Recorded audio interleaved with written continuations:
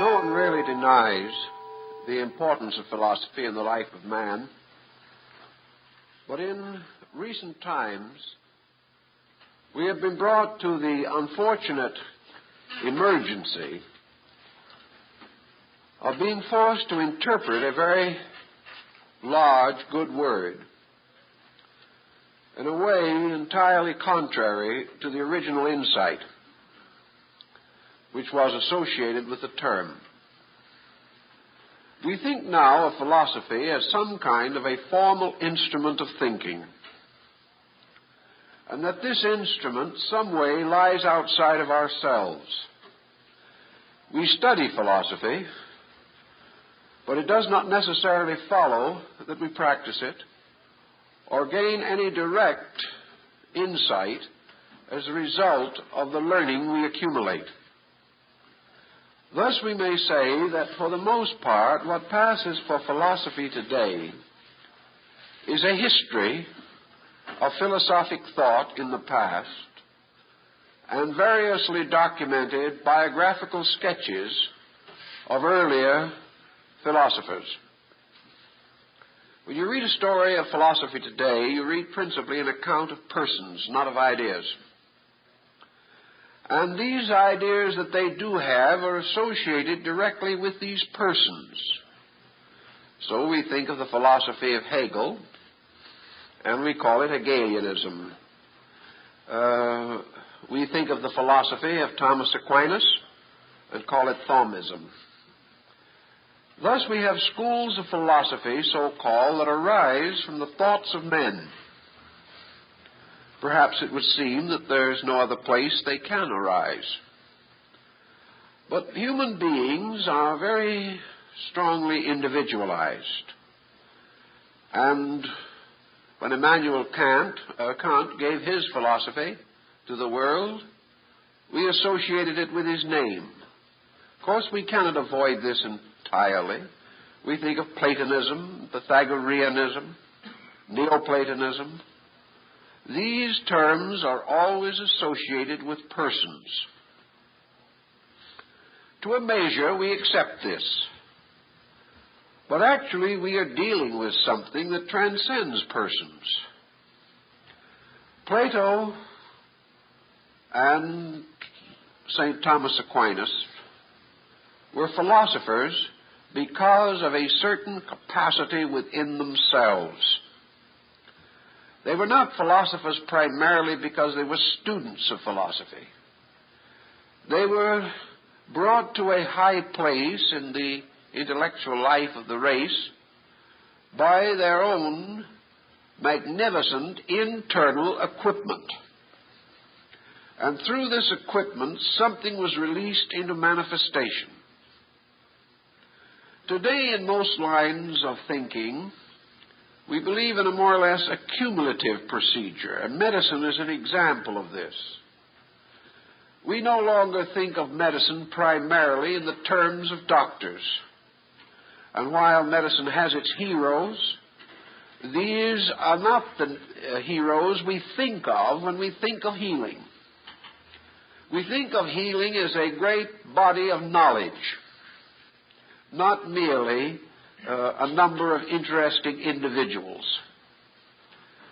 Actually, the same is true of law.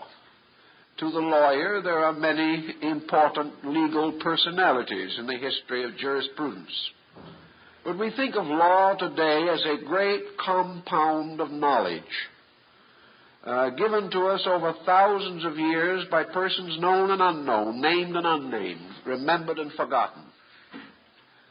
We also have realized that law, as far as legal procedure is concerned, is more or less the result of the unfoldment of an archetypal entity of ethics within man. And that so long as man is ethical, this law operates, and his laws are ethical. When man fails in ethics, the law fails in ethics. It cannot be otherwise. Thus, through man, various truths come into manifestation, but these truths have an existence apart from man. And I think we should remember that philosophy is not something that is always captured by individuals. but that philosophy is some state or condition of the consciousness of living things, and that all creatures that have rational equipment at some time or other in the unfoldment of their natures pass through this phase which we call philosophical. We find that as maturity comes upon the individual in physical life, that certain changes come in his attitudes and his approach to life, that he begins to take on greater responsibilities, and that those interests which were sufficient for his childhood are no longer sufficient to dominate his activity. We do not think of maturity in terms merely of people who have grown up. We do not think particularly of Platonic maturity or Aristotelian maturity. We think of people growing up everywhere, in every walk of life, in every condition of consciousness. And I believe that in the course of time we must learn to approach philosophy this way.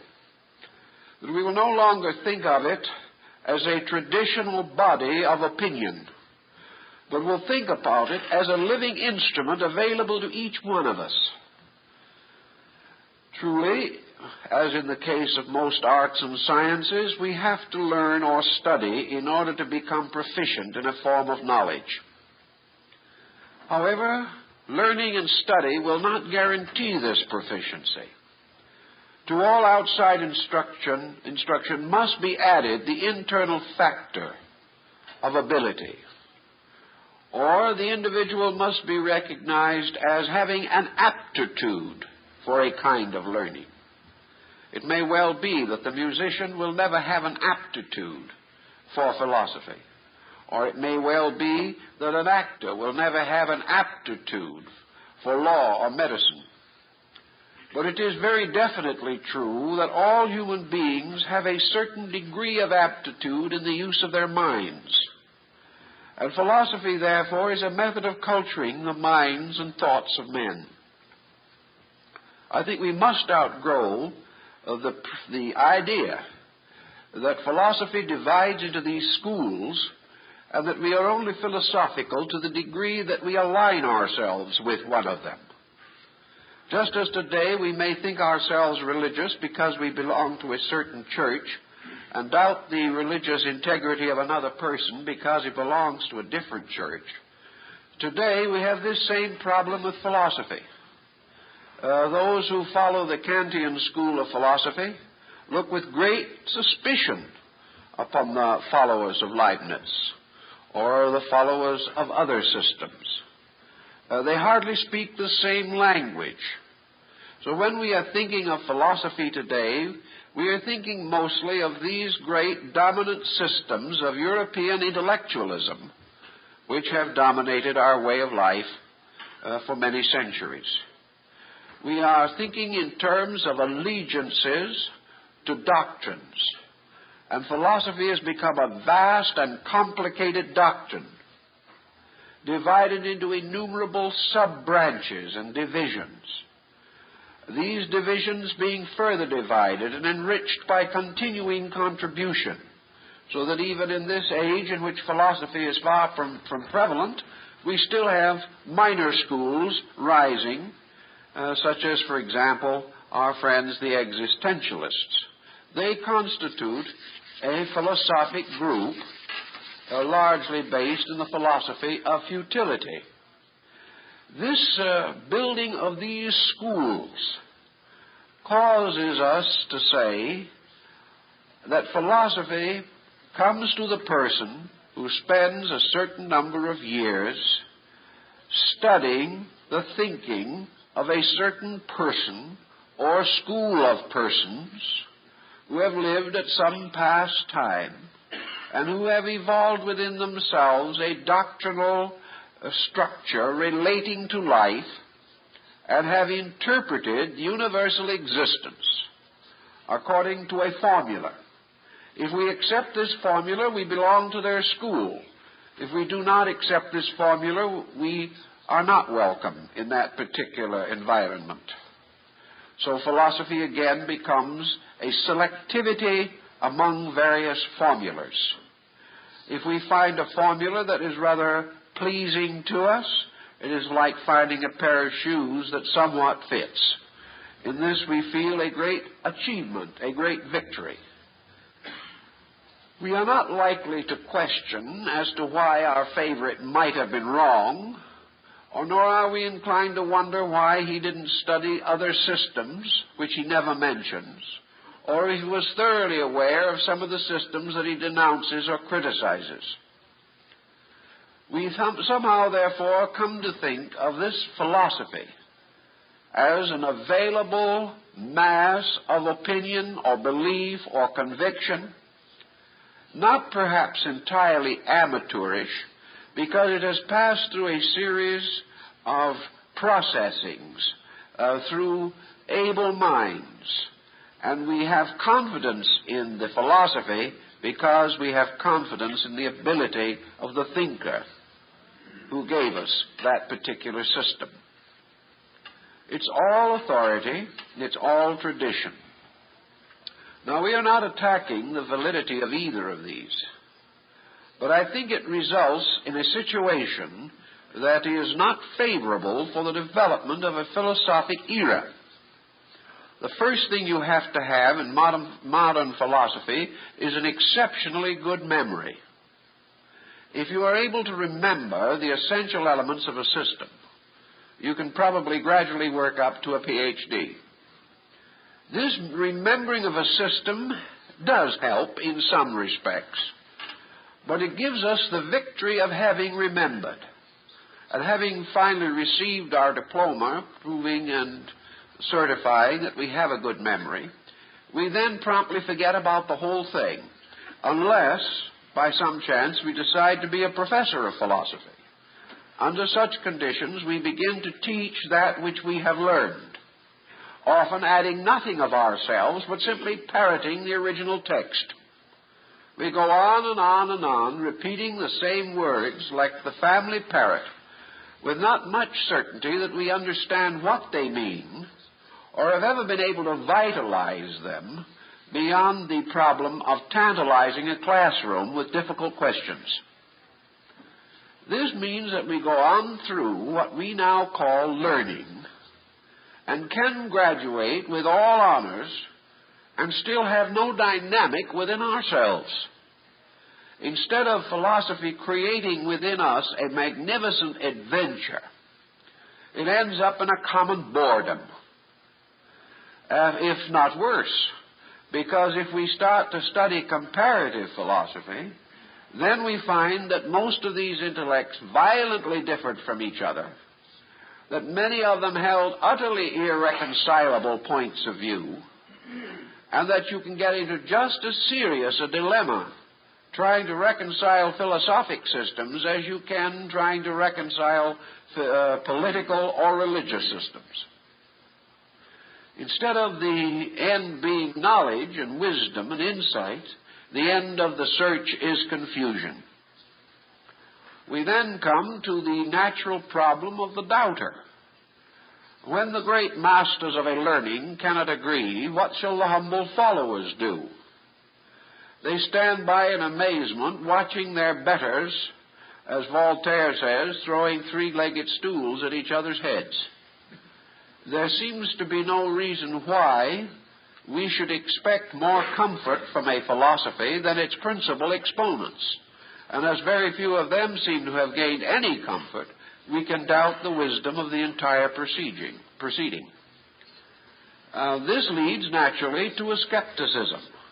And when we learn that dozens of the world's great thinkers have startlingly disagreed, then we wonder what we can believe, what knowledge we can affirm. So that finally, as the Greeks observed long ago, that the end of philosophical meditation is simply a legitimate doubt about the validity of anything. Philosophy producing the great skepticism, the sudden realization that all knowledge may be futility. So looking back over this problem and realizing that it is one of the heritages which we bring down into modern times, it seems well to try to analyze it a little more closely. And we have a splendid parallel in religion which has been close to philosophy in many respects since the very beginning of time. We observe that in philosophy, as in religion, and more or less in science also, the tendency of the individual and of the school and of systems is to glorify points of difference. A system stands because it is isolated by its own ideas. A system has a reason to exist because it is different. The concept is, if it was like other things, it would be dissolved or absorbed by other things. If several different religious groups admitted their identity, they would have no longer any reason to struggle for their own existence. They could meld or mingle or merge, be one body, and the small, isolated struggle which makes meaning for many of these people would no longer be reasonable or profitable. The same is true in philosophy. It is assumed that these differences of opinion sharpen the wit, but more actually, I think they dull it, because they give us no solid core of integration. Actually, religion and philosophy have this in common. The division can occur within them, but that substantially they cannot be divided, either within themselves or, for that matter, from each other. Thus, philosophy is an inclusive, within which all types of philosophic thought have a common existence. All philosophy springs from one over-concept. All philosophy unfolds according to certain obvious human phenomena. All philosophy has one practical use. All the differences and all the various divisions that arise within its schools simply represent a certain human competition. The fact that man seems to prefer to compete rather than to cooperate may play a part in this. Man believes that he is important to the degree that he is different. If the individual cannot be in some way unique, he is not an individual. And for most people, difference of opinion is the only valid uniqueness that they can understand. So in philosophy, schools exist simply because they differ. Without this difference, the great stream of philosophy would flow along. And many feel that under these conditions it would flow along without actually building any monuments to itself in the world. That actually these monuments stand as markers of the victory of ideas over other ideas, whereas really they should stand for the unity of ideas that have arisen throughout the history of the world. Today we can no longer afford this luxury of endless argument and debate concerning something which most people today have concluded that nobody knows. And therefore that philosophy has become highly passé in the popular thinking simply because the average person can find no use for it. He finds that there's absolutely no way in which he can go down to the grocery store and get a cut of meat cheaper because he quotes Aristotle. In fact, if he suspected of so much learning, they were probably to double the price on him. Or feel that he is so absent-minded they can cheat him and he'll never even know it. There's an old Greek philosophy that says in a play that was written long ago, the time for treason is at hand. The gods sleep in philosophy. Now, for that basis, you can now go on and commit murder because they will not wake up in time to do anything about it. This kind of thinking has caused, more or less, people to feel that certainly in a stressful, pressure-ridden economic industrial era, philosophy is just too much of a luxury. Perhaps it is also a kind of a luxury that is also too much of a headache. And the combination is just too much. And unless the person is planning a career as an educator in philosophy, he is very likely to neglect the subject. And he feels that he can neglect it with impunity. it isn't going to mean anything to him one way or the other.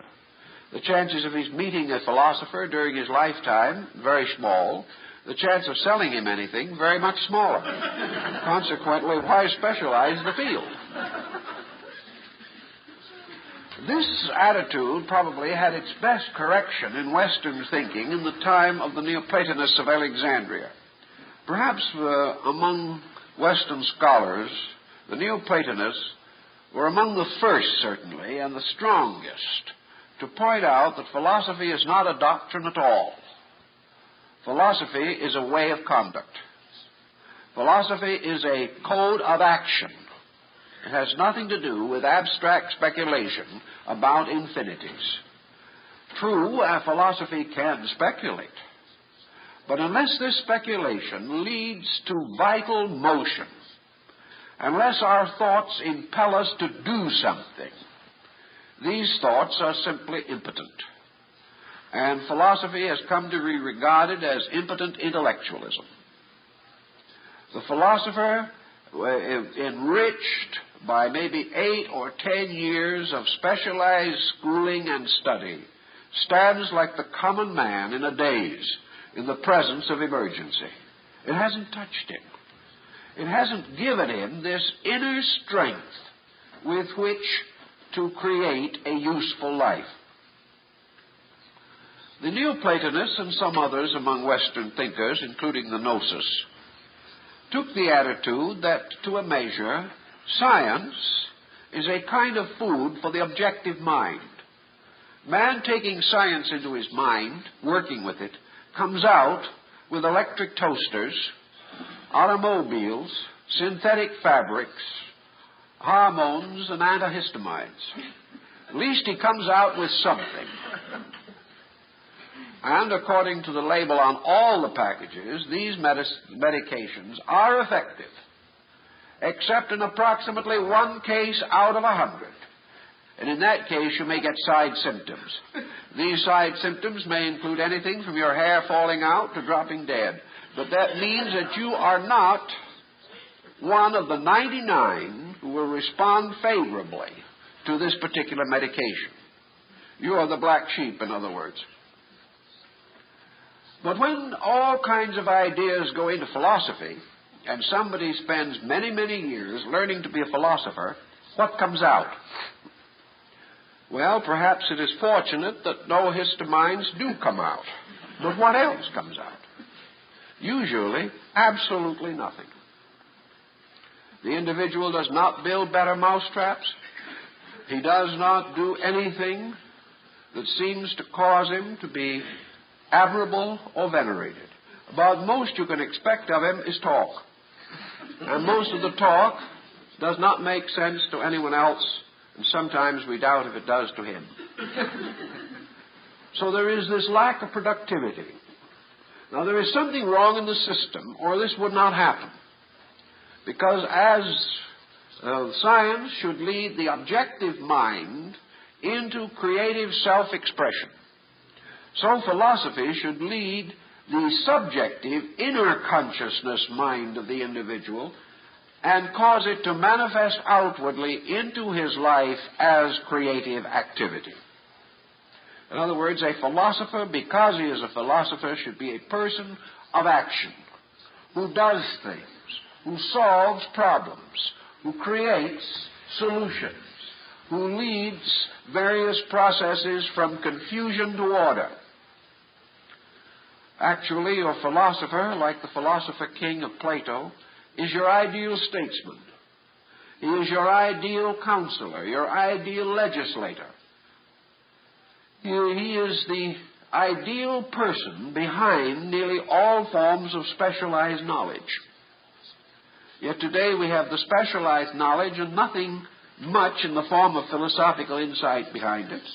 And we have the specialist in philosophy whose vision seldom leads to new and useful improvements in our way of life. Thus, instead of awakening or arousing the psychic life of man, philosophy acts as an opiate upon it. It dulls it, puts it to sleep in abstraction, or creates for it a mysterious internal neurotic life of speculation and contemplation, an imaginary world into which the individual may flee to escape the pressures of factual circumstances which he does not wish to accept. In this type of keeping also, philosophy becomes the doctrine of evasions, by which the individual, with a little logic and less reason, is able to clear himself of all responsibility for his own conduct and to blame the world for all the misfortunes that occur to him. Thus, philosophy, in this way, is not much use to us in preparing a new way of life for our modern time. We can no longer simply build upon the academic systems of philosophy, any more than we can build firmly upon the creedal systems of theology, or again upon the complete scientific methods which are arising in this area of knowledge. We are not finding what we most need, and that is a moving force within ourselves to impel us, to direct us, to lead us in courses of right conduct. While it isn't always apparently convenient or the best thing to do to go back and discuss people, because we have tried in a sense to point out that we cannot confuse people with ideas. But we have to a measure, because history has done it to us. It has given us a vocabulary with limited words, and it has forced us to the use of simile and similitude in order to express our own meanings. So therefore we can go back into philosophy in this sense. And while we cannot say that philosophy is identical with any philosopher, we can say to ourselves, what manner of person who has been a philosopher best exemplifies the fullest expression of philosophical method? In other words, what has philosophy most accomplished for those most accomplished persons who have accepted it as a way of life? Well, I think we have a good example of this type of insight in Socrates. Socrates was certainly not a pacific dreamer. He did not sit around dealing out abstractions to a few chosen patricians. First of all, Socrates had the reputation of annoying more people than anyone that ever lived in Athens. This was healthy, at least. He was out making himself felt as a force in the life of his people. Socrates also had a wonderful reputation for being a brave defender of his city. When the time came and the Greeks had to go out to war to protect their commonwealth, Socrates was in the front row of the army.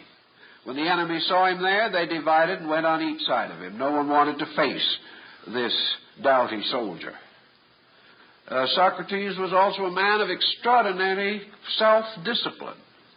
For in part of his guard duty, it is said that he stood motionless, barefooted in the snow up to his knees for 24 hours. This is a pretty good test of something. In other words, this man had begun to discipline himself. We know that he was very clever in the argument and debate, that he was ruthless in his attack upon hypocrisy and subterfuge, and that he also was a person of such grave courage that he cheerfully and willingly chose death before the compromising of his convictions. Philosophy had done something for this man. Some will say this man did something for philosophy. Perhaps both may be true. But here we have a person to whom great learning gave not an impotence of character, but a tremendous impetus to power. This person used philosophy to create a great life for himself and left an imperishable heritage for those who came after him. Now we begin to think of philosophy as meaning. It suddenly has significance for us. And we check others of similar abilities and similar dedications. And we find that philosophy in its best form, in its living form, has always strengthened the individual against the uncertainties of his time, rooted him in reasonable and rational convictions, protected him from fanaticism, superstition, and fear, and overcome in him that other strange impotence which arises from ignorance. So philosophy becomes a nourishment or a food or a medicine for the infirmities of human character. It gives the person the power to put his own life in order. Well, this we need, and we need it as we never needed it before. We also realize that in every generation in which philosophy has arisen, philosophers were more or less solitary people. I don't think that there was ever an age in which the world agreed upon honoring philosophers. Some nations honored them more than others, but for the most part, they were solitary miracles of nature, arising in the most unlikely places and uncertain times, revealing their strength often against a background of extraordinary corruption. And gradually, their names and memories have come to be honored, although perhaps they were little known in their own time. So philosophy was not the result of a fortunate world. The great truths of life were not given to mankind in some blessed period when all was going well. They came at the most critical periods in the life of our people. Buddhism was brought to India in a period of great corruption in India, at a time when practically all values were falling apart. Christianity was given to the Near East at one of the most tragic periods in the life of the Syrian peoples, the period of their bondage to the Roman Empire, and still green in their memories the remembrance of the Babylonian captivity. Therefore, this period was not a period of great happiness. China received Confucius at a time when China's culture was at a dangerous degree of decadence. And Confucius fought all his life to find one honest prince who would establish the proper reforms for the state. These men all lived in difficult times. They were individuals who were strong in the midst of the weakness of those around them. They were not the products of Social Security or old age pensions. They were not the product of the policy of the 4-hour day or the 3-day week. They were not the products of extraordinary luxuries, of unusual opportunities. When most of these individuals lived and flourished, there was no such a thing as a public school. These individuals learned, perhaps from wandering or itinerant teachers, or because of their own abilities and peculiar powers, were apprenticed to some scholar or teacher for his instruction. These people were therefore products out of themselves. Leonardo da Vinci was not merely a diplomaed graduate from some other institution. He was a creative thinker in his own right. He arose, it is true, in a time in which there was great emphasis upon culture and cultural things, but most of the emphasis was bad. It was the emphasis of the court of the Borgias and the Medici. Leonardo rose as a great human being, and in his genius was apparently parentless and without forebear or even cultural sire. He was a tremendous force in himself. And this has been true of great philosophy wherever this mysterious power has revealed itself. It is not something that has been communicated from one person to another until it finally died of boredom. Philosophy has been a sudden, flashing blaze of insight, breaking through the darkness from the inside of man, coming through into his exterior activity as a tremendous moral, conditioning, ethical force.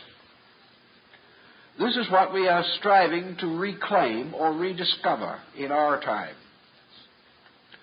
And we do have a great deal of ground upon which to build. But unfortunately, no one much is building on it. Other lines of thought have become the fads of the hour. And it is impossible to build a great system of ethics upon a fad. It has to be built upon a long, enduring concept of value. Everyone who is interested in comparative religion, mysticism, and related subjects is, to a degree, within the order of the philosophic field. Philosophy belongs to him. He belongs to its world. He is making a journey through life, and the only way this journey can be made adequately is with the aid of philosophy.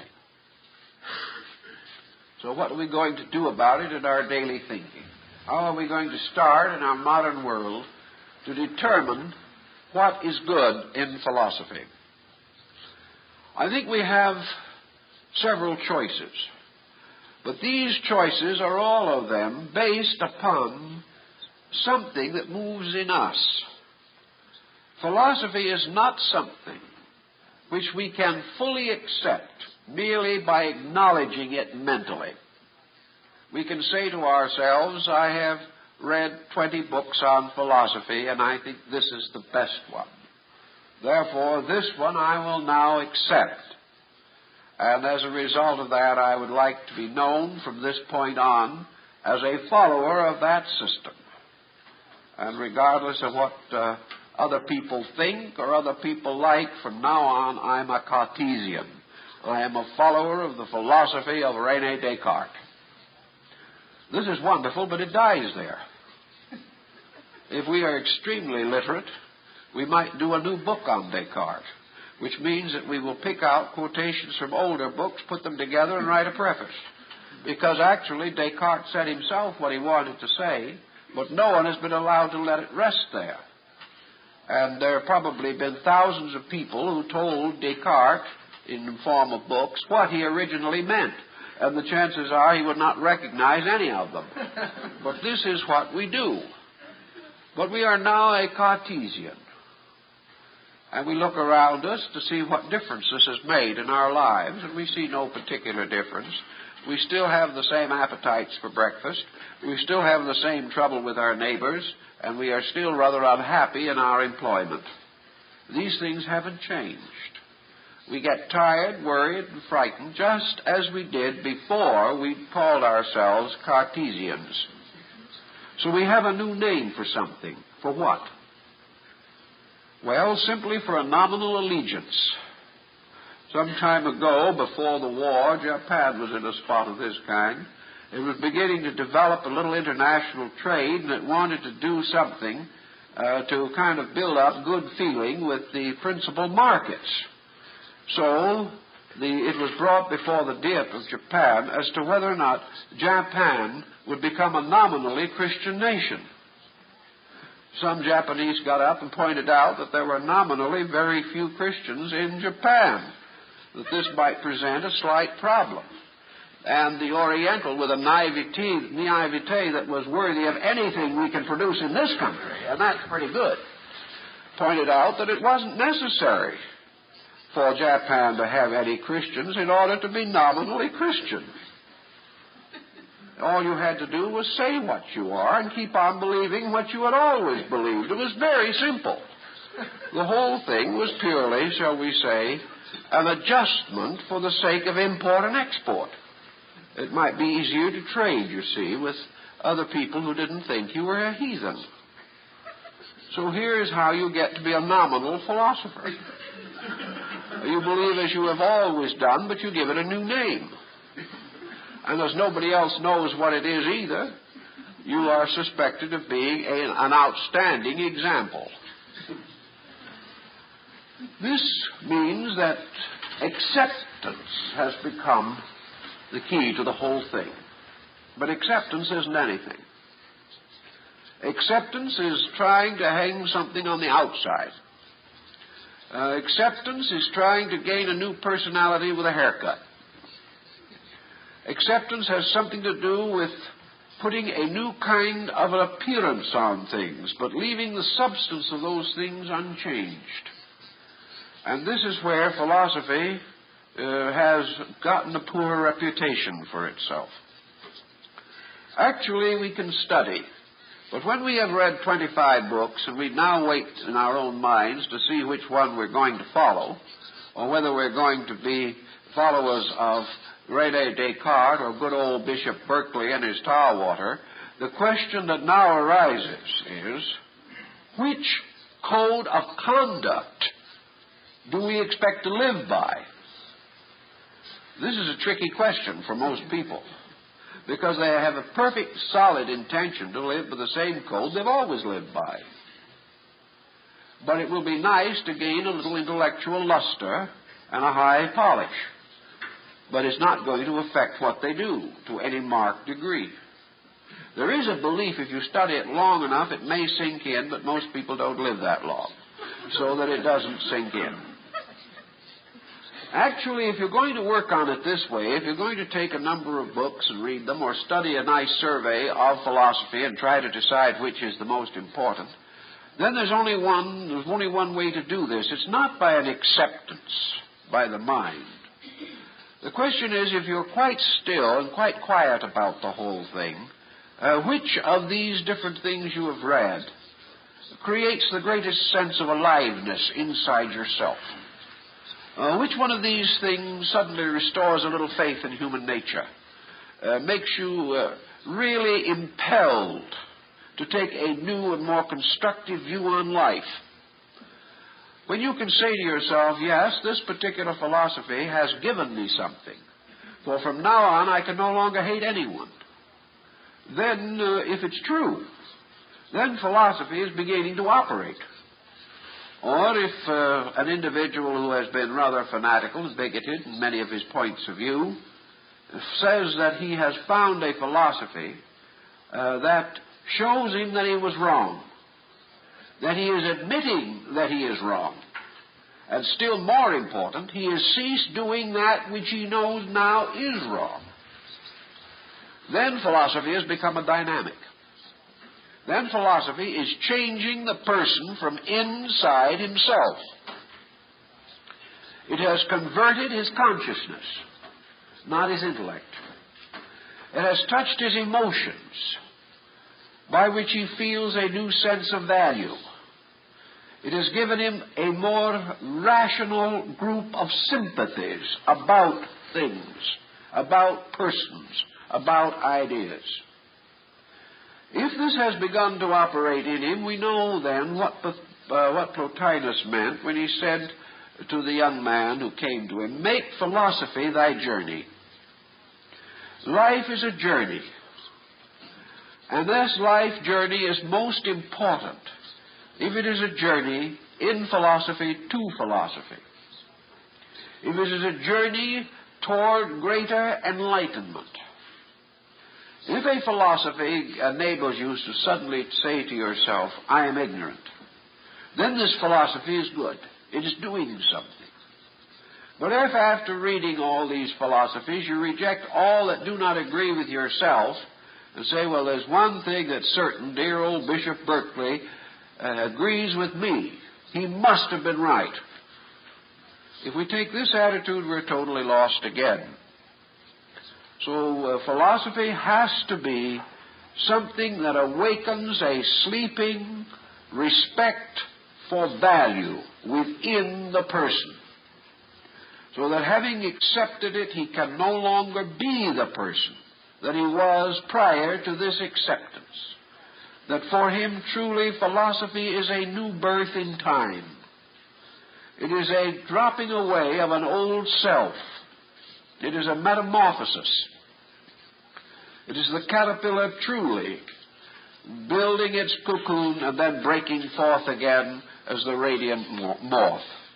It is a reintegration of life around a dynamic that is valuable to us.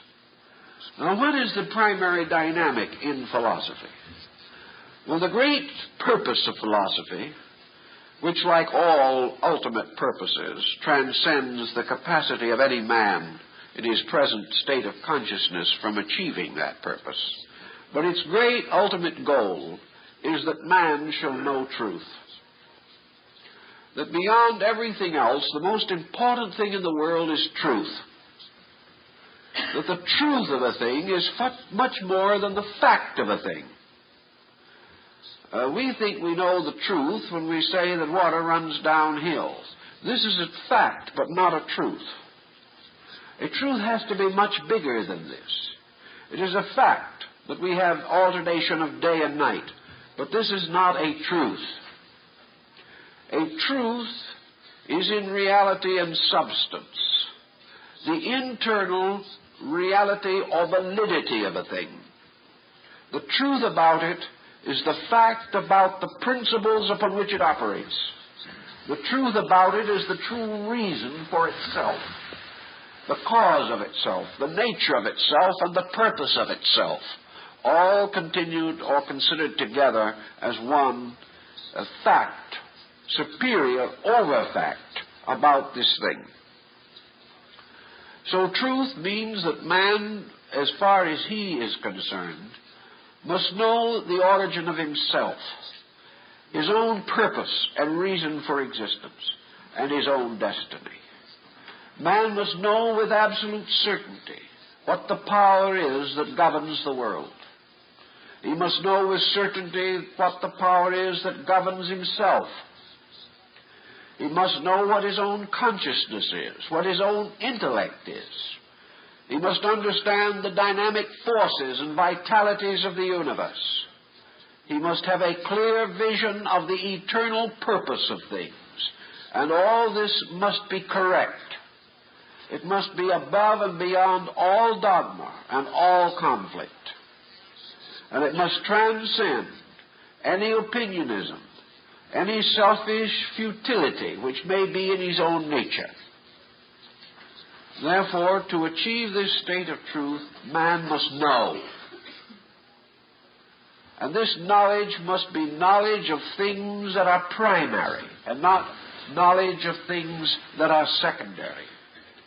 Secondary knowledge puts man into orbit now around the earth.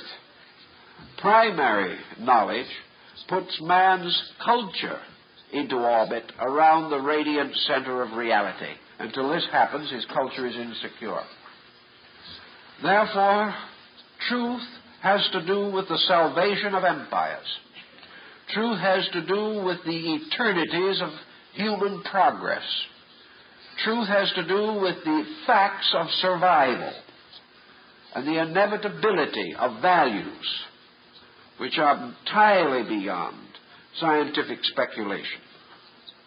Truth has to do with the power of the individual to relax because of an absolute core of certainty within himself which is indestructible. Truth has to do with man's continuing unfoldment of ethics, his fairness, his vitality to good, his absolute dedication to principle above profit. These things have to do with truth. And on that basis, truth is very deficient in our modern world. Pilate asked, "What is truth?" And Jesus was silent. Yet it is the problem of philosophy to search for this truth and to realize that the search for truth is the primary end of life. Therefore, Plotinus says, make philosophy your journey. And this philosophy, as Plotinus also said, is that mysterious journey of the alone to that which is forever alone. It is a journey within ourselves which leads from the uncertainty of ignorance to the certainty and benevolence of total understanding. Now, it would seem that such things would be interesting. We know that an individual who gains great distinction in music is applauded, and very often listened to in rapture by persons who really do not understand too much about music, but whose hearts sing when it is well performed. We know that people are interested and profoundly influenced by the skill of the scientist, or the skill in any area of daring and courage. We applaud these things. Why then do we have no place in our way of life to applaud this journey toward insight? Why do we not actually recognize that the greatest of all persons, most worthy of our respect, is that person who makes this journey, and that the journey itself is the supreme profession to which life should be dedicated? Now, this journey in and toward truth is, by the very nature of our way of life, not a journey in the sense of a complete separation of man from one form of knowledge in the quest of another. Philosophy does not say to the man, you cannot be a mathematician anymore, you cannot be an astronomer, you cannot be a lawyer, or you cannot buy and sell merchandise. Philosophy says no such thing. Philosophy rather says that in all of these activities and outlets normal to man are to be found the essential elements of the philosophic life itself. Philosophy is not the result of turning from the world and seeking the values of aloneness. Philosophy is a lonely search because it represents an individual moving from a very strong interior motive through a world that does not understand this motive or appreciate it. But actually, to be the true philosopher, the individual must be universally informed. There is no philosophical maturity that can result from bigotry, or from prejudice, or from the restriction and limitation of interests. The individual who lives most becomes wisest. There is no great virtue in escaping life. The virtue is to move through life, accepting it on its various levels according to its true worth, and then moving through these experiences into the maturity of the power to experience within ourselves. So philosophy becomes actually of the principal teacher by which the purposes of life are integrated or organized, so that we no longer live in a universal accident. We no longer struggle on in a cosmic dilemma. We are no longer convinced that we are going nowhere at several thousand miles a minute. We suddenly find that philosophy takes the world, the universe, and everything in it, and gradually begins the process of organization. It makes this world acceptable to the thoughtful person because he has endowed this world with the power of his own thoughtfulness. But he is trained, he is wise, he is scholarly, therefore he is not going to be foolish in his thoughtfulness. Now this begins another very important thing. Philosophy, it is said, begins in thoughtfulness. Now, how do we get to be thoughtful? Well, we can listen to all the commentators, particularly on the radio and television. By means of this, we will guarantee that no one will be thoughtful. We can also read all the opinions of the learned, the latest books on all the subjects of international and national intrigue. We can keep on our quiet little problem of hating everyone we do not know, and being suspicious of everyone that we do know. But this does not add anything to thoughtfulness. Thoughtfulness is a process of thinking. And how do we learn to think? We don't have to. Man was created with the power to think. The only thing we have to do is to give this power a chance. So if the individual does not think badly, he will think right. So it isn't necessary for him to know what is right. in order to think. It is only necessary for him to discover what is not right and stop doing it. If he will follow this very simple rule, he will soon begin thinking straight. Because he will always think straight if he doesn't put an obstacle in his own way. If he insists, however, on building a crooked path and walking in it, then he will not think straight. But his own thought has as its natural inclination to think with the universal mind. There is a power that rules and regulates the mental energy of the universe. And the natural process of this mental energy is to be intelligent.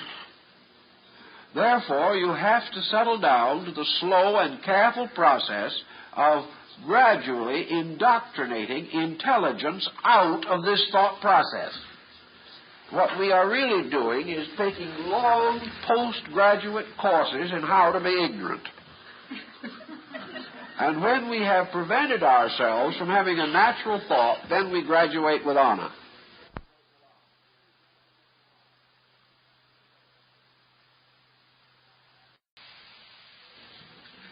So if you want to think, you will think, and you will think true, if you do not encourage yourself in the sordid luxury of thinking badly. If you settle down quietly to eliminating these things which are not thought, but which can tantalize, irritate, and destroy thought processes, you will end with a very gentle, wise attitude. This is your Zen formula, very simple. It is that you will think right when you stop thinking wrong. This is easier because it is difficult for us to understand how to think right. We don't know what right is, really. But we all know that we've gotten into trouble thinking the way we do. This is factual. Therefore, our first job is to stop doing the kind of thinking that we know gets us into trouble. As we gradually recover from this group of bad habits, we observe that in the place of the wrong thinking, better thinking comes. We cannot be dishonest inside and think straight. So we discover, as we go along through life, that we are subject to a series of attitudes which destroy philosophic insight. Because of these attitudes, we never can get 2 and 2 to make 4, no matter how hard we try. Because somewhere between the 2 and the other 2 is imposed a hatred, a fear, a doubt, a prejudice, a false or unreasonable allegiance, an antagonism. And as a result of that, our thinking is bound to go bad. The individual who is an atheist writes a book on atheism. It is of profound interest to other atheists and to no one else, because he has written from a position in which he is no longer able to think straight. He is only able to think such thoughts as atheism will permit to arise in his own mind. He has made atheism the keeper of his mind. Therefore, it will never testify against itself. But had he taken the opposite viewpoint, the same mind would have served him just as enthusiastically. It is his own position in the pattern. So if we want to start thinking reasonably straight, we just simply stop thinking in ways that are not straight. And we point out that this isn't easy because of the continuing pressure of circumstances. But we still have to do it if we want to make philosophy our journey in life. Philosophy is searching forever to find honesty. And to a measure, this thinking straight is this search for honesty. The great abode of honesty is nature. All of nature's processes are essentially honest. The great abode of dishonesty is man, inasmuch as man is the creature who has developed a series of faculties which enable him to defy nature and go into conflict with it. So man can sell man a bill of goods, but man can never sell it to nature. Nature continues to be itself and to perform its own works in a complete and dedicated honesty. To make, then, philosophy a vital force in a life without going into systems of philosophy, the main point is to realize that there is actually no system of philosophy. What we call systems are simply outstanding exponents of certain general convictions about truth. And some of these exponents undoubtedly were better informed than others. Some of these exponents will appeal more to us than others, and some of them have a longer life in time than others. Now, there are many philosophers who flourished 300 years ago whose ideas and opinions would have been of very little value to us in the last 25 years. They belong so completely to a time, to a system, to a concept, that as that time, system, and concept perished in limbo, their significance as thinkers ceased also. There are miles of books in the great museum libraries of the world that will never be read again, because no one is concerned with their contents. What little truth might be in them is so drowned in words that it is easier to search elsewhere. There are other philosophers who, having greater insight, have gradually been justified by time. And so out of the past, we recognize those whose appeal to our day will be very limited, or who have only certain special contributions to make. We also recognize there were some to whom perhaps we are just beginning to come into understanding. They have already lived long before, but their thoughts still transcend the present and go into the future. So we look around us to find the kind of thoughts around which to build a way of life. We use the thoughts of these people to the degree that they are helpful, but we do not need to feel that we must cling to their boundaries or their syllogisms or their dichotomies and things of this nature, because we are going to move gradually out of these arbitrary concepts. We do have two great schools of philosophy, East and West. Both of these schools represent man's conditioned reaction to unconditioned values. And as man changes, his reactions will be different. But the values will be ever the same. Values do not change. It is only man's ability to accept, use, and interpret values that changes. So that man today will take the same principles, but he will find a contemporary usage, or will restate them in other words, sometimes fortunate, often unfortunate. But we do have certain concepts which we call philosophical, that do endure and that do continue to be meaningful, but only meaningful if we can get them inside of our own consciousness, get them in where they will start to work, rather than merely to regard them like great scenery or the marvelous antiques of a gallery, as something to be seen and to be left behind. In searching, then, for these contemporary things, we know what philosophy can do or must do if it is to make a contribution to our way of life. We are past that golden age of the philosophy of the child heart and the child mind. We are past those simple days when philosophy was very largely an application to the most common incidents of human existence. We have come into a highly involved, highly complicated civilization in which every common sense fact and principle is deeply and cunningly concealed. Thus we have a different kind of world, but our problem remains the same.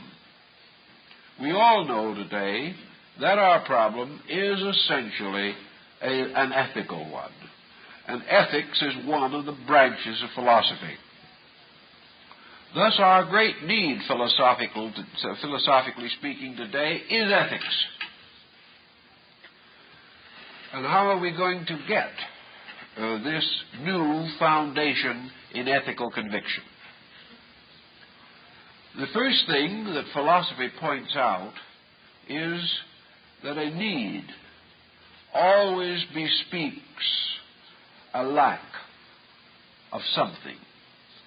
When we get in a position where our cause becomes desperate, it is because we need something that we do not have. Or perhaps, by reverse, that we have something that we do not need.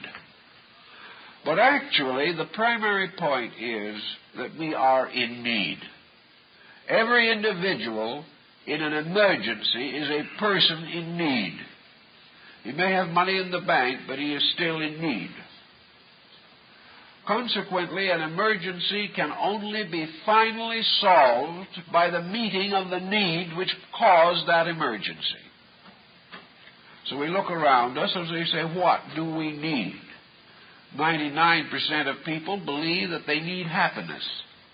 They don't have it. Or they do not have it with any sense of security. Another group feel that they need peace of mind. Another that they need peace of soul. Still another group feels that they need health. Many people feel that they need sympathy, they need understanding, they need friendship. They need the confidence of other people. They need to increase their own confidence. Some feel a pressing need for increased earning power. Some need relief from sickness. Others need relief from the tangled circumstances of their own mistakes. But everyone is more or less in need. When that need becomes generally manifest, then that which is needed becomes most generally necessary. If there is then a common need, there is a great common answer that is most necessary. All the things that we indicate that we need today, all of these exist because of the lack of adequate internal integration. All the things that we really need to make ourselves happy must now, as always, come out of ourselves. Nothing imposed upon us can solve any of these problems. Efforts have been made. I know people who have complained for years that if they only had a friend, life would just be a song. Finally, the friend came along, and in a few weeks, this individual managed to transform them into an enemy. The friend didn't solve anything, because the friend was only a symbol of a need that was inside of the person. When he got a friend, he didn't even know enough to keep that friend, and lost them and added to tragedy. The individual who says, all I need is enough to retire on, well, we know his story. He never has enough. The individual who says, if I could only have this, I will be happy, is unhappy before it's delivered. He has a new thing that he must now have in order to make him happy. And so it goes. None of these needs can be solved simply by the shifting of the physical situations of life. All of these needs bear witness to an inadequacy within the self. There is no solution until this inadequacy is met. So how are we going to meet it? Different systems, different schools all suggest various ways. One says that the educated person can solve his problems, but the needs of the educated are as great as the needs of the uneducated. Another one says all we have to do is wait a little longer and science will meet all our needs. Well, there's a way in which it can do so by simply creating a situation in which, having become defunct, we no longer need anything. That is one answer to the problem, but not an encouraging one. Religion is supposed to help us to meet these needs. Today we have 80 million nominally religious persons in the United States, and they are on the top of the list with their needs along with everybody else. None of these institutions solve needs, because institutions cannot solve needs. The most that an institution can do is to point out to the individual how he can solve his need. It cannot solve it for him, because every solution has to arise in an unfoldment of character. Unless this is achieved, there can be no solution. Plato, Plotinus, Buddha, all held that what we now call philosophy was the science of character.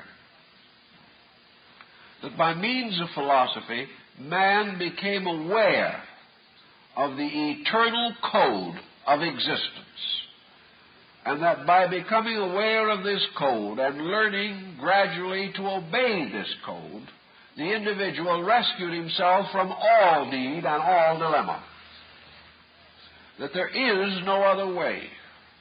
Evasion of this philosophic insight or philosophic growth must therefore simply result in the continuance of the need.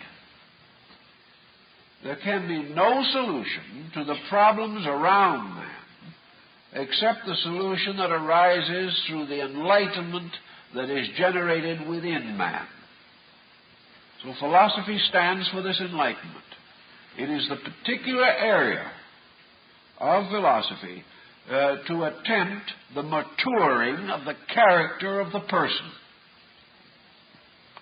This means now, how shall we attempt to mature this character?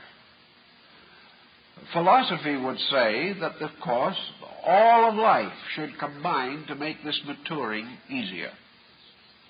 All systems of knowledge should be in common agreement that the final purpose of man is the unfoldment of his own nature. What can be a more universal concept? Who can deny that all progress roots in this? Who can deny that a scientist must develop and unfold his own scientific potentials? How can we deny that the theologian must become a greater person in order to be a greater teacher of theology? How can we deny that the worshiper must be a better person if he is to worship more wisely and conscientiously? Therefore, the development or growth of character is the most important thing that man can accomplish.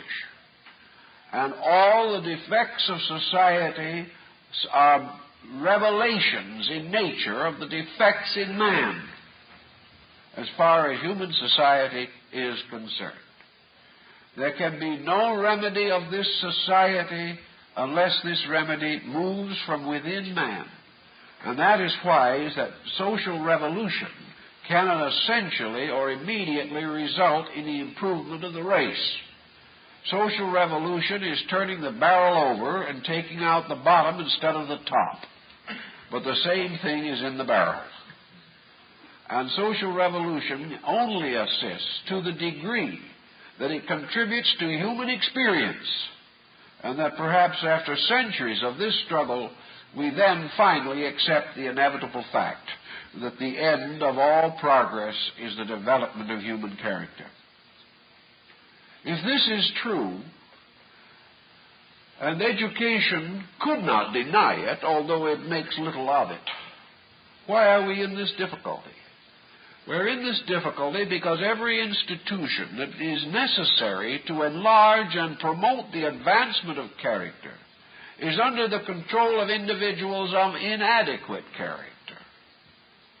Therefore, these individuals neither know what is necessary, nor would they have the courage to achieve what is necessary.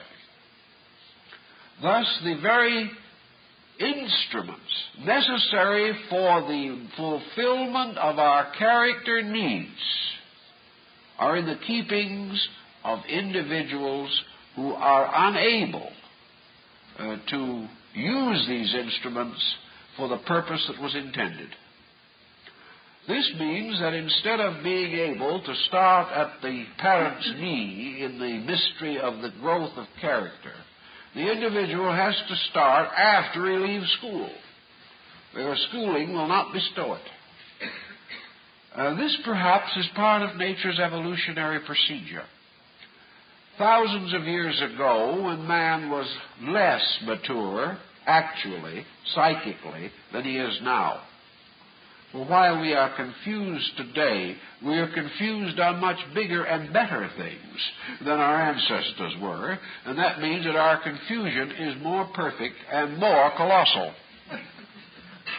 But actually, we have a greater capacity, a greater developed potential than we have ever possessed before, and that is why our mistakes are becoming increasingly dangerous. But there was a time when man was practically like an animal, and the shepherds, the priests of the temples, the old philosophical guides, the initiation and ritual systems were institutions in the physical world. They took young and promising candidates, indoctrinated them, taught them, brought them up, and made them, we might say, the custodians of their own culture. This has disappeared from our way of life. There are no longer any convenient sanctuaries where we can turn with certainty for essential enlightenment. This, however, probably is good.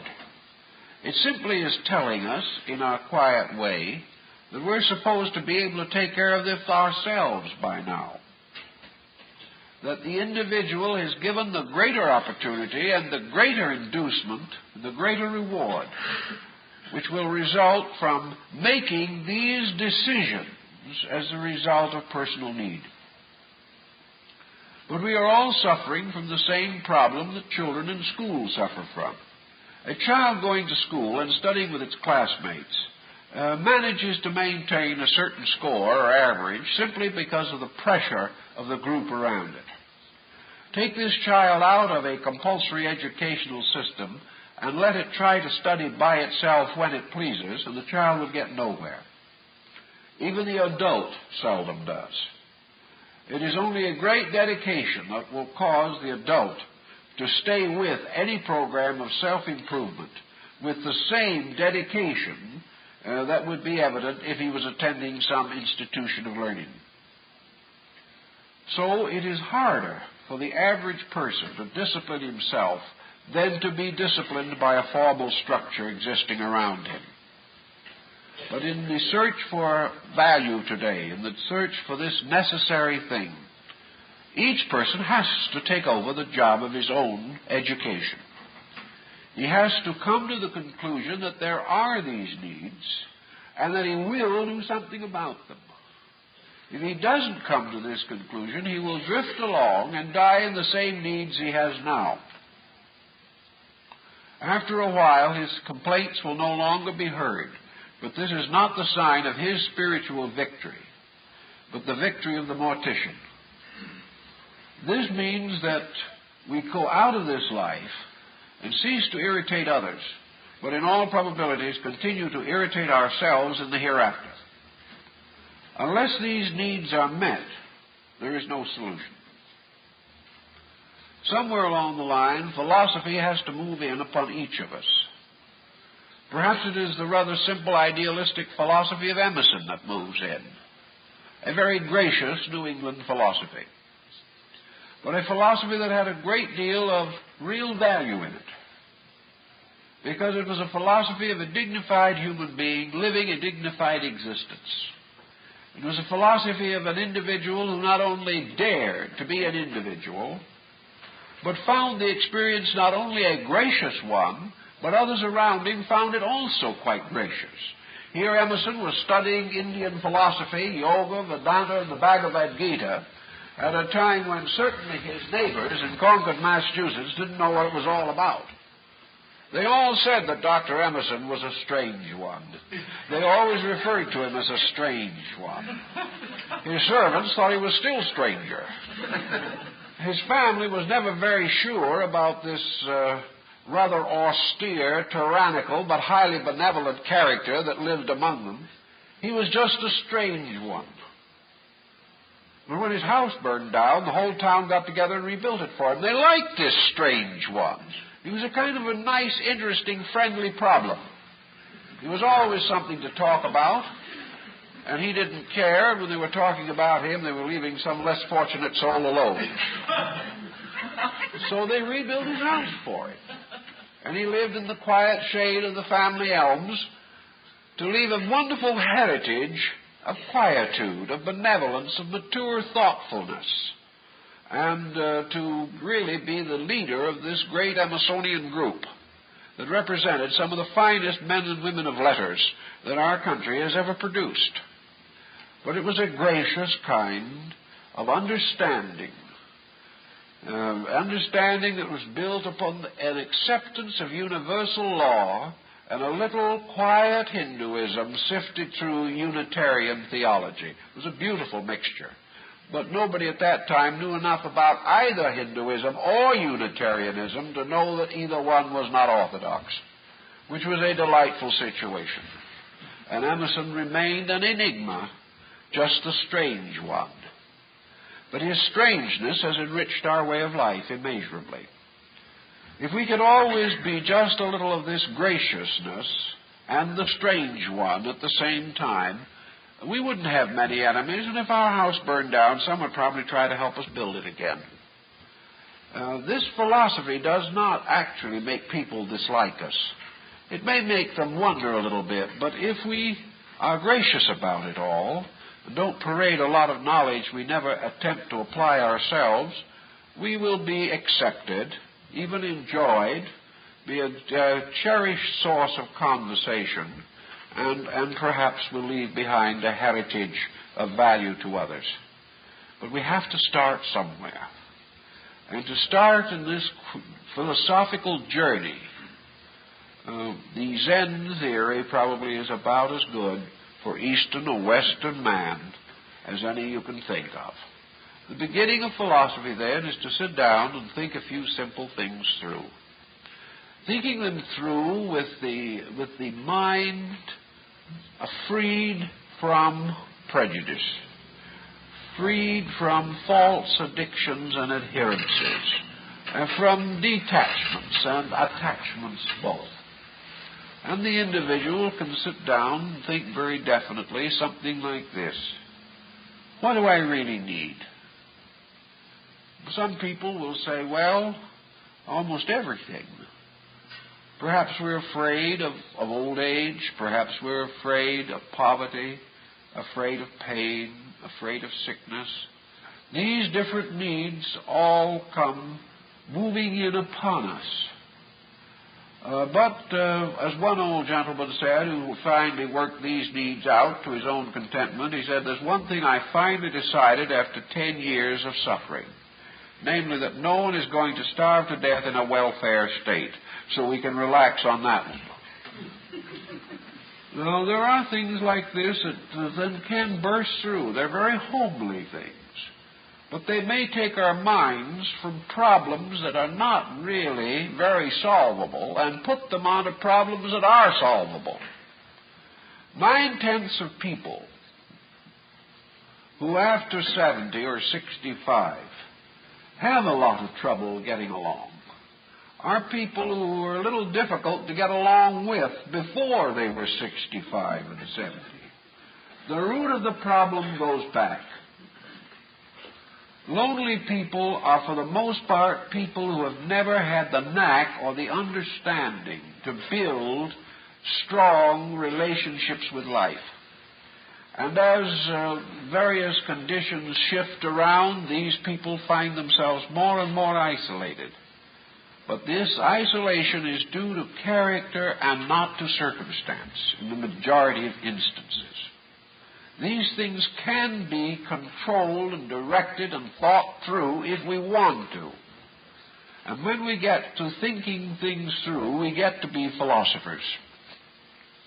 When we also add to the thinking through of things the resolution to find an answer to the problem of its immediate need, then we begin to understand values. We need all kinds of things. But all of this need springs from a primary need. And that is the need for personal insight, personal understanding, the wealth of personal consciousness. This is underneath it all. So we begin to examine ourselves as to how this need, this great need, is operating. The individual who has no aesthetic life, who cannot appreciate a good book, who doesn't know a picture from a scroll, who has never read a book of poetry because, as Gaeta says, he doesn't like verse that jogs and jiggles. People who have none of these values then turn around and say they're bored. They're bored because they have no sense of the development of appreciation for value. Then there are people with nothing to do, surrounded by a world of things that need to be done. These people simply have not reached out and come to valuable conclusions about their own abilities and the things they can do. There is always something wrong in the thinking of the person in whose life something is wrong. We're all going to be that way. This isn't in any way a reflection upon anyone. We're all going to pass out of here in need of something. But we don't need to need quite as much as we do. There are some common needs we could take care of.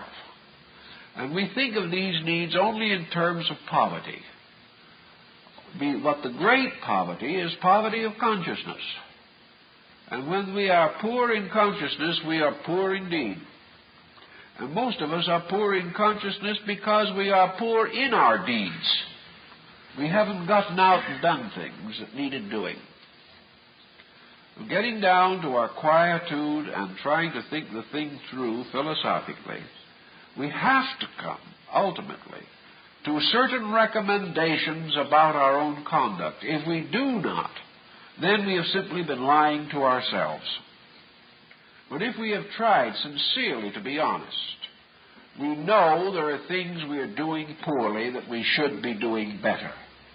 Now, philosophy has to give us the incentive to do these things better.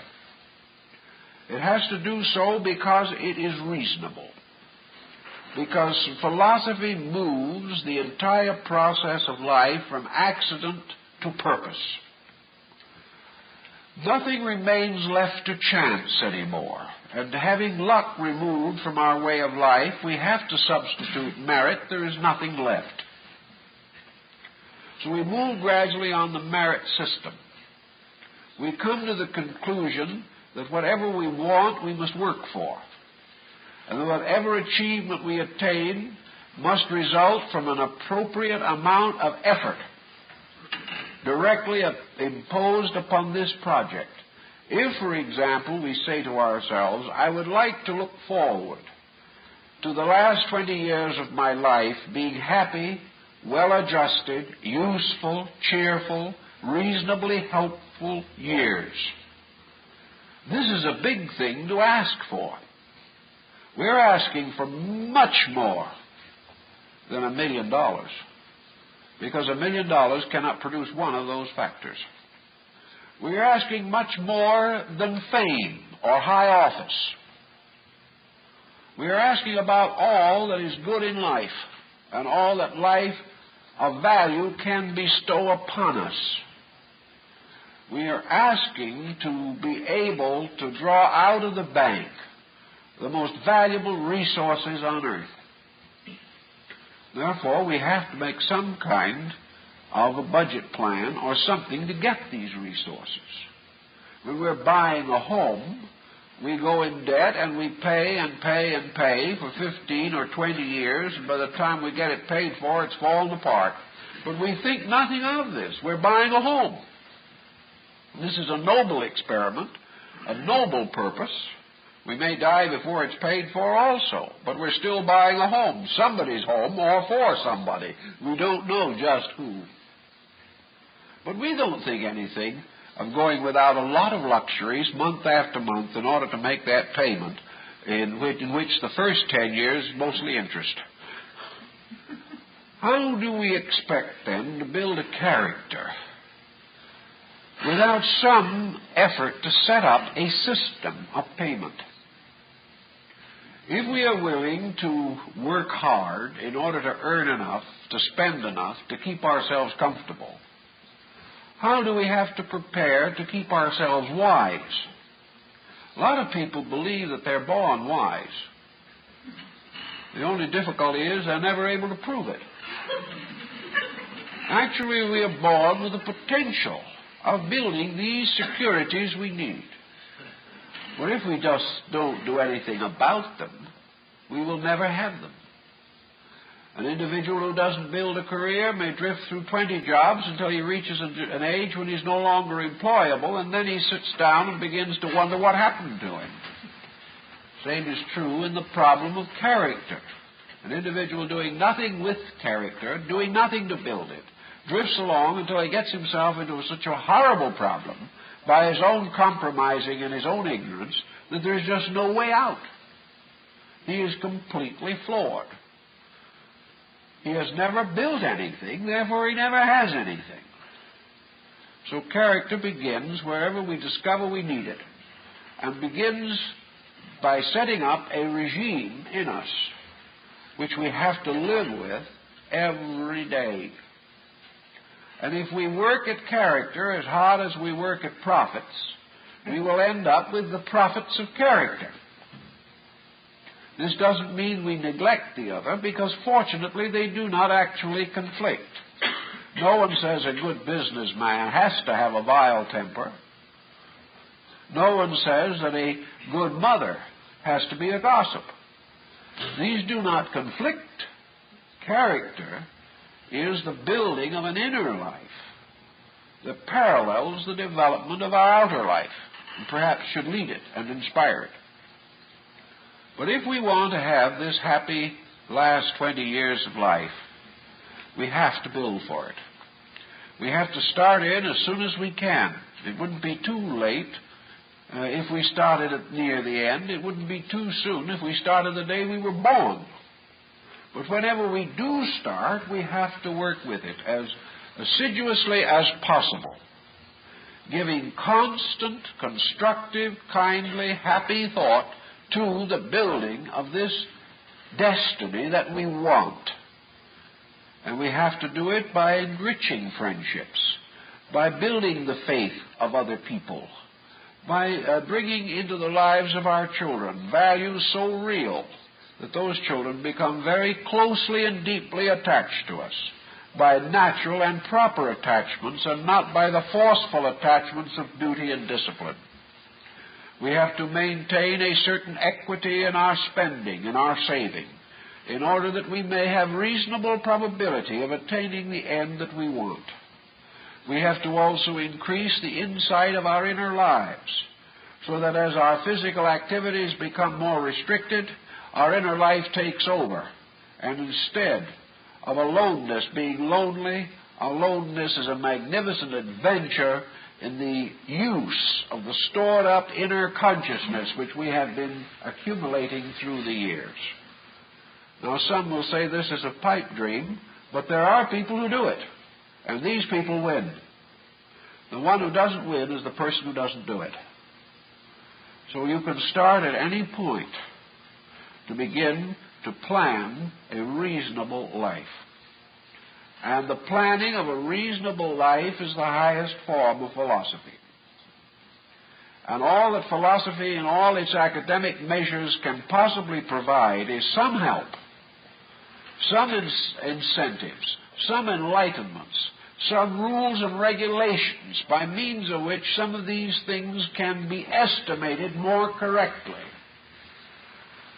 And most of the world's greater thinkers in philosophy have been more or less thinkers who have mingled schools of philosophy according to their own needs, forming a kind of eclecticism, a philosophy that has been called a poor man's philosophy, but one which in reality has a lot of good thoughts in it.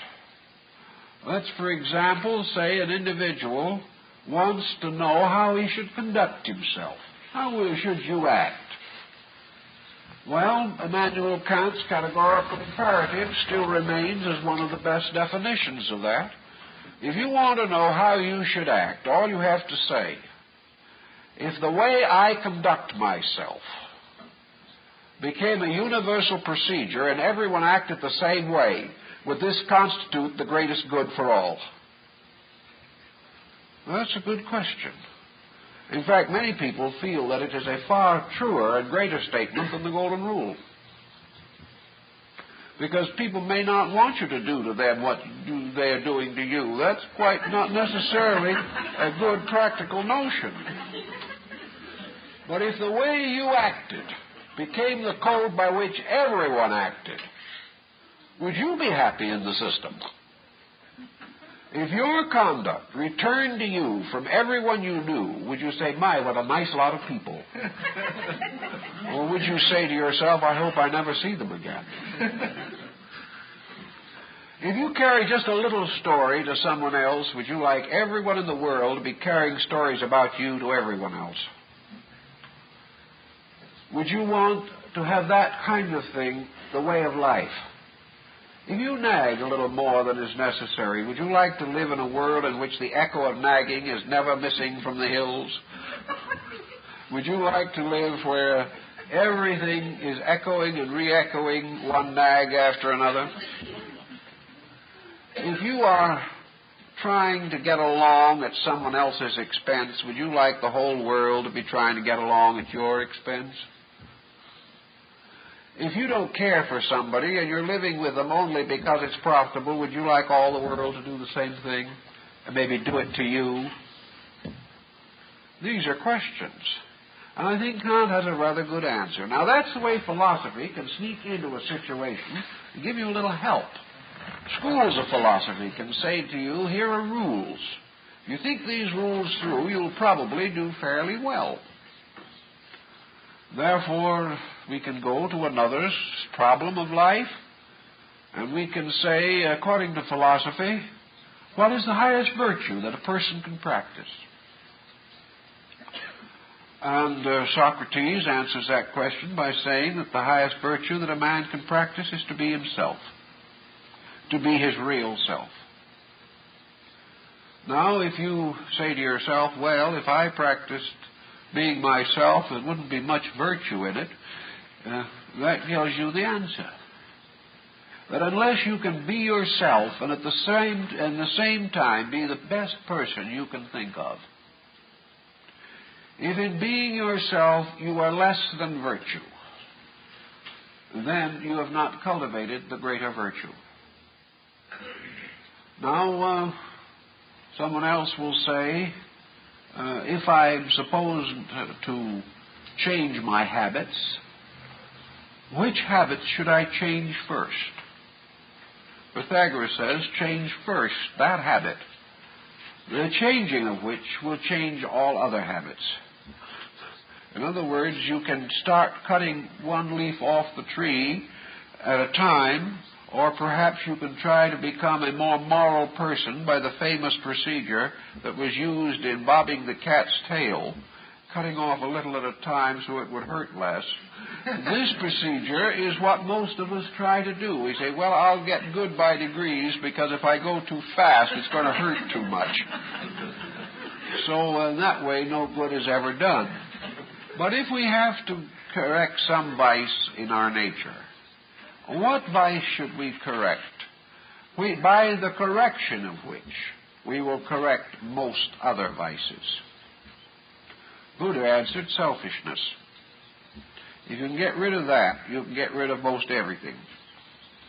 If you get rid of selfishness, most of the problems that betray us most frequently fall away. If you are not selfish, you do not wish advantage at the expense of others. This in itself relieves us of most of the conspiracies which burden life, most of the falseness of life, most bad marriages, most poor business relationships, most unfair friendships arise from secret selfishness. An individual trying desperately to be happy is secretly very selfish. Now, some people are selfish physically, some mentally, some emotionally. But if you can weed out selfishness, you probably can come the nearest to reducing the general stock of troubles within your own nature. With the end of selfishness comes the end of opinionism, this desperate struggle to be always right, which is almost certain to end in common misery. With the end of selfishness comes also freedom from this desperate effort to possess, whether it be persons or things. And the unselfish individual gradually finds all other tensions are reduced. He is then left with only one real problem: how to be intelligently unselfish. This is the surviving difficulty. But it is better to face this than it is to face the compound felonies resulting from selfishness. So if you want to dig out one basic characteristic which has probably contributed more misery to you than anything else in all your life, go to work on selfishness. You will find that selfishness is not easy to uproot. Its roots are deep, and its tap roots go down to the deepest part of our ambitions. But until we get rid of it, we will never be able to hope for peace. Now, another problem that arises is, if all these things are true, and I have to work on this problem so desperately and so constantly, for it seems it's all like swimming against a stream. I feel like being selfish, I'm told I mustn't. I feel like disliking someone, I'm told I can't. I feel like I want something, I'm told I shouldn't want it. This all gets a battle between the instincts that we naturally desire to express and a code that is imposed upon us which we do not like. It's like saving. There's no particular fun in it unless we're misers. But we have to sometimes in order to achieve those ends which only thrift can accomplish. So always, instead of thinking of our being frustrated, we have to think in terms of some greater thing we want that is more important than the small things for which we are sacrificing character. But now comes the simple problem of where is the balm in Gilead? What salve are we going to use on these bruises and aches and pains that result from the process of trying to be good? Because it is, to most people, a rather painful procedure. So we try to find in philosophy now the formula of how to be good without too much misery or too much assumed pain in the process. And philosophy again tells us very, very simply that there is no pain in being good. That if what we call pain in being good, as Lao Tzu, the great Chinese mystic philosopher, points out, is simply the pain of being yourself in the presence of a world that is going in an opposite direction. Actually, you're not penalized for being good.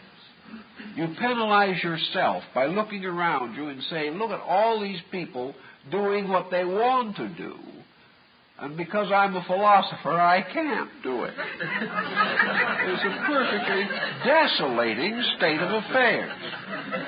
But if you're a philosopher, just wait a minute and see what is happening to these people who are doing the things that philosophy is trying to get you not to do. You say, my goodness, look at that man. He has that beautiful new car. He must have paid $5,000 for it, and I'm supposed not to covet it. I'm supposed to look placidly at this man and say, I'm glad you have it. And even as I'm saying it, I say to myself, I am a liar. I'm not glad he has it, because in my heart and soul, I know I'm the one who should have had it. Only he had the money. So this is the situation. But if, instead of building this situation, which causes pain, we simply relax and watch this world of people doing the thing that we feel philosophy is trying to prevent us from doing. I've watched this a long time, and I've seen what happens. I've seen the equivalent of the man with the new expensive car. And I've gone by that house later and seen the black wreath on the door.